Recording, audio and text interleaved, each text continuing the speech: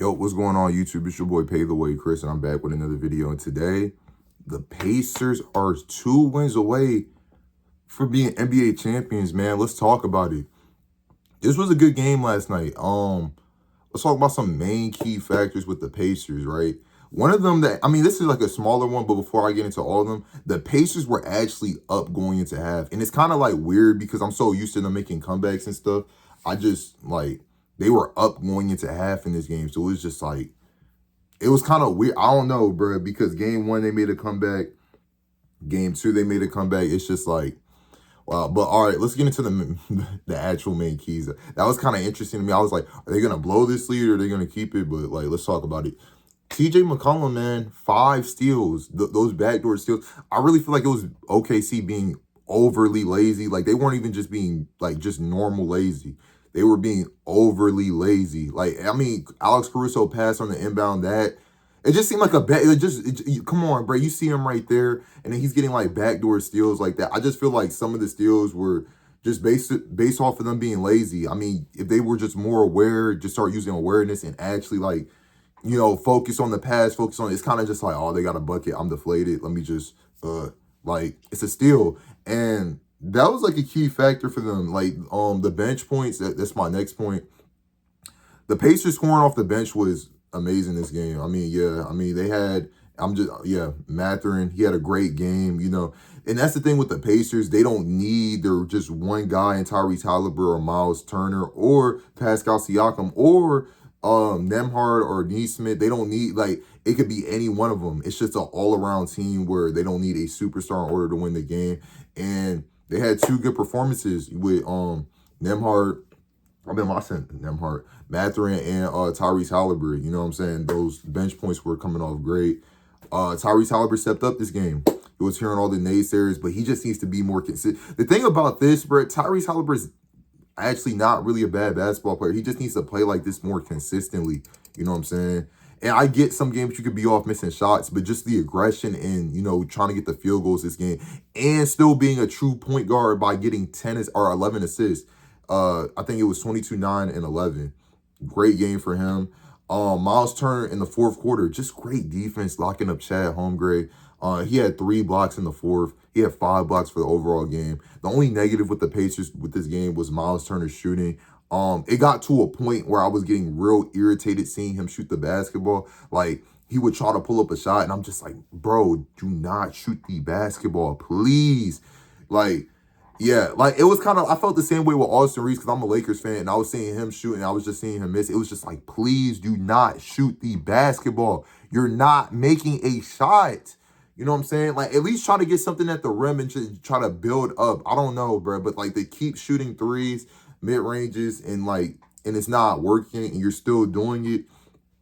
As a fan, that makes me frustrated. But that was really all the positives with the Pacers, though. We're talking about OKC now.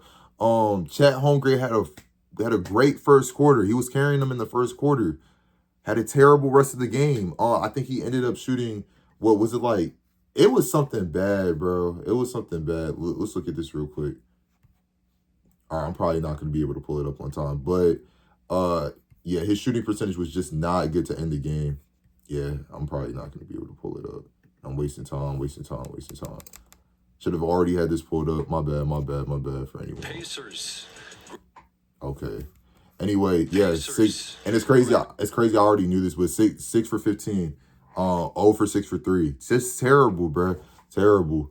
Shea had a good game throughout. You just can't do that in the fourth quarter. 3 points in the fourth quarter, -11 when you were on the court, bro. It just wasn't good too. And another thing with OKC too, it was in the second quarter when Shea wasn't in the game, and the Pacers were taking full advantage of that.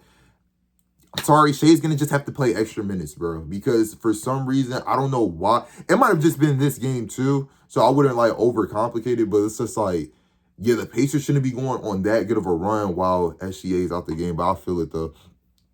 Even one point in the second quarter, too, going into halftime, OKC had more turnovers than field goals made.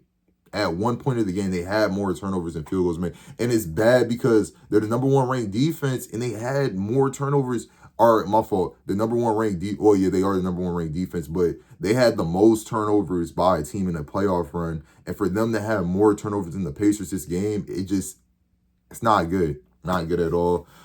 They wasted a good Lou Dort game. Lou Dort shooting 4 for 5 from 3. I mean, games like that, you just gotta win because you don't know if he's doing that consistently. I know we see Lou Dort hit these threes here and there, but when he's off, trust me, I've seen this guy be off. When he's off, he's off. That high ass three, he's gonna be off, bro. Other than that, I mean, it's just crazy to say because they shot, once again, OKC doing OKC things, shooting efficiently, 46% from the field, 45% from 3, and you just lose this game. It's just like, you know, I said I had OKC winning this series in 5 or 6, but you know, yeah, their backs are against the wall at this point, and it's looking bad because Indiana's at home next game, and they're looking like they're playing really good at home right now. Even though it is just one game, they've been doing it throughout the entire playoff series, so it's a must-win game for OKC.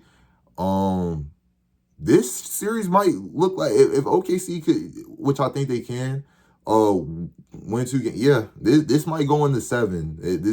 This series could look like it's going to 7. It's looking like another Nuggets part 2, depending on how this next game goes. Because if the Pacers just outright win this, yeah, I think it's over. I don't think it's going to be no 3-1 comeback. I don't think it's any of that. But the Pacers are proving me wrong. I'm thinking OKC's defense was the answer for them. Yeah, and OKC always does that in game 2, shuts them up, and then just, I mean, game 3, you just win and make a statement, but instead you lose. And I get it. I mean, they're the home team. I get it, but you can't lose this next game. That's got to be the mentality. Something's got to change. Yeah, you can't lose this game. You may need a shade, you know, another 38-point game. It wasn't like he played bad, but like, you know, what, he had 24. Yeah, 24 is just not going to cut it, unfortunately. So, yeah. Jalen Williams played some straight, too. I mean, yeah, they just turnovers and stuff today. Yeah. And I think they're adjusting more to Alex Caruso and, like, how he be coming off on defense, too, the Pacers. So that's a good thing with them. But, yeah, we're just going to have to see. This is really an interesting series. I can't wait to see who wins the finals. Whoever wins, you know, it's a new champion, so that's always good for the sport. It's your boy, Pay the Way, Chris. Hope y'all enjoyed this game recap. We're going to keep dropping, and I'm out.